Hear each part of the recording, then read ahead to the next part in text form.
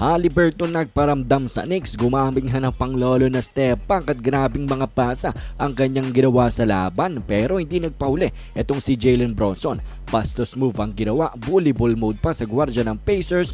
What a battle nga ang nangyari this game number 2.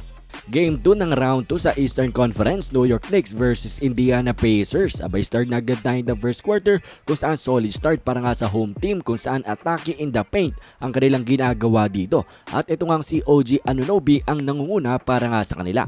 Pero hindi naman nagpauli ang mga dayo dito kung saan atake rin in the paint ang kanilang ginagawa. Pero nang pumutok nga ang shooting ng New York Knicks sa labas ay dito na sila medyo nakalayo at umabot na nga rin sa 11-point lead ang kanilang kalamangan after ng kanilang 3 straight 3-pointers, palakpakan ng crowd. Timeout ang Pacers. And after the timeout nga, abay ang Indiana dito bumawi ng kanilang sariling 11-0 run at talaga nga namang dinikit muli ang kanilang sarili at tied na muli ang laban at 24 points. And then sa last minutes natin ay talaga namang matinding showcase ng offensive power ng two teams ang nakita natin.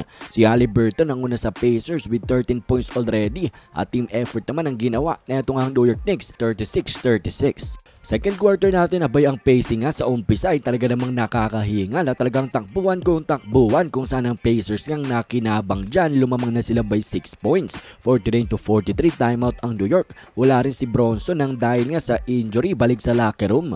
Then Josh Hart, grabe ang disrespect dito kay Nembhard, hindi pinansin sa 3-pointer. Actually nagmintis talaga dyan at nabuhisid pang Pacers coach after ng 3-pointer ni OG Anunoby. Pero nang dahil nga wala si Bronson, nahihirap ngang New York dito na makasabay sa matinding opensa ng Pacers. Grabe pang panglolo na step back ni Haliburton, ang bagal pero suwak naman yan.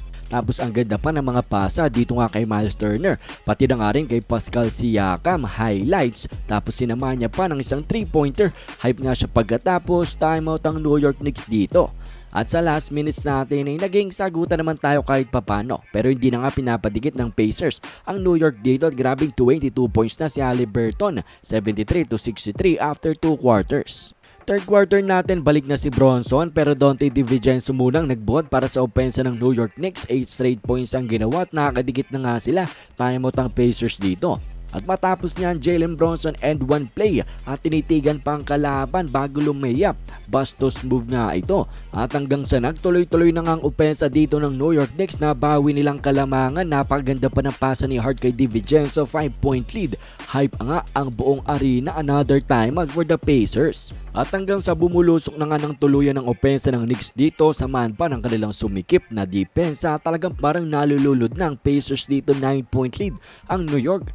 At si Obi Toppin sumubok pa na idikit ang kanyang team pero Jalen Brunson scored 5 straight points to end the quarter, 99-91 after 3 quarters.